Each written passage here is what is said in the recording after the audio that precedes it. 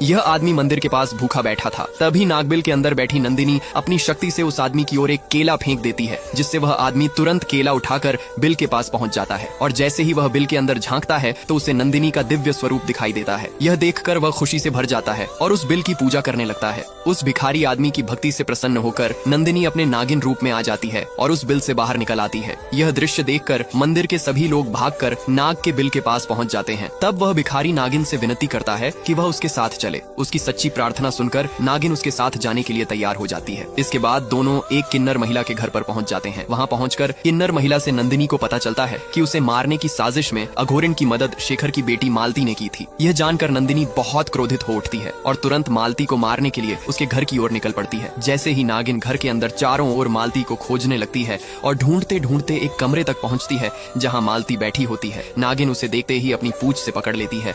यह नागिन अपना अंडा लेकर मायासुर के पास लेकर जा रही थी। तभी उसका पीछा करते हुए शेषनाग वहां आ जाते हैं और उसका रास्ता रोक लेते हैं। दरअसल मायासुर पूरे नाग वंश को खत्म करके सभी नागों को अपनी माया से मिट्टी का बनाते जा रहा था। अब नागिन शेषनाग से अपने सामने से हटने की कहती है, लेकिन शेषनाग सामने हटने से मना कर देता है, जिससे नागिन क्रोधित हो जाती है और शेषनाग पर अपनी पूंछ से हमला कर देती है, जिससे उसका अंडा छूटकर आसमान से होकर सीधा शेषनाग के हाथों में आ जाता है। तब शेषनाग उस अंडे को जमीन पर रख देते हैं।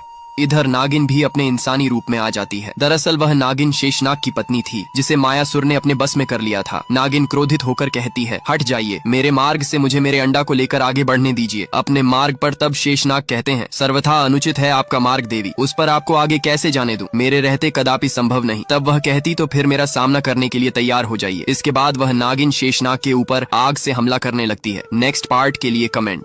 अब तक आपने देखा रंभा की कैद से नागिन आजाद हो जाती है। नागिन को आजाद देखकर रंभा बहुत डर जाती है। नागिन आजाद होते ही रंभा के ऊपर अपनी शक्तियों से हमला कर देती है, जिससे रंभा की कुछ ही देर में मौत हो जाती है। रंभा की मौत होने के बाद नागिन उस कांच की बोतल को अपने हाथ में उठा लेती है और एक विशाल नाग को प्रकट करती है और अपनी शक्तियों से उस नाग को बोतल के अंदर कैद कर लेती है। इसके बाद नागिन रंभा का रूप रख लेती है। इधर रंभा का इंतजार कर रही मोहिनी अघोरी से कहती है, बस किसी भी वक्त रंभा उस नागिन को लेकर आती ही होगी। इतना कहते ही रंभा के रूप में नागिन वहाँ पहुँच जाती है और वह बोतल मोहिनी को दे देती है। मोहिनी बोतल में कैद नागिन को देखकर बहुत खुश हो जाती है और उस नाग को तंत्र मंत्र से बने एक गोले में रख देती है। इसके बाद अघोरी बीन बजाने लगता है और कुछ देर बाद मोहिनी उस बोतल का ढक्कन खोल देती है, जिससे वह नाग बोतल से बाहर निकल आता है। दरअसल मोहिनी उस नागिन से नागमणि हासिल करना चाहती थी। नाग आजाद होते ही बीन बजा रहे अघोरी के ऊपर हमला कर देता है, जिससे अघोरी की वही मौत हो जाती है। ये देखकर मोहिनी क्रोधित हो जाती है और उस नाग के ऊपर अपनी शक्तियों से हमला कर देती है, जिससे वह नाग घायल होकर जमीन पर गिर जाता है। यह पुलिस वाला जंगल के रास्ते जा रहा था। तभी अचानक उसके सामने एक विशाल नाग आ जाता है। पुलिस वाला घबराकर जहां भी नजर डालता उसे नाग ही नाग दिखाई देते हैं। तब वह नाग पुलिस वाले के ऊपर हमला कर देता है और उसके सर को जकड़ लेता है। तब पुलिस वाला किसी तरह अपना सर छुड़ा लेता है, लेकिन नाग फिर से उसे अपनी पूंछ से जकड़कर आसमान में उठा लेता है और पुलिस वाले को मारने की कोशिश करने लगता है। लेकिन पुलिस वाला भी हार नहीं मानता और किसी तरह छुटकर जमीन पर गिर जाता है, जिससे नाग क्रोधित होकर उसके हाथ में डस लेता है, जिससे उसकी वही मौत हो जाती है। उसी रात जंगल से एक औरत हाथ में मिसाइल लिए नाग देवी की पूजा करने जा रही होती है। तभी उसे वह पुलिस वाला दिख जाता है। तब वह उसके पास जाती है और देखती है कि इसे तो किसी जहरीले नाग ने काटा है। तब वह पुलिस वाले को तुरंत नाग देवी के पास ले जाती है और उसकी जान बचाने के लिए भक्ति और तांडव करने लगती है, जिससे नाग देवी प्रसन्न हो जाती है। और तभी चमत्कार होता है, एक मिट्टी का नाग प्रकट होता है और उस पुलिस वाले का पूरा जहर निकाल लेता है, जिससे वह पुलिस वाला पुनः जीवित हो जाता है।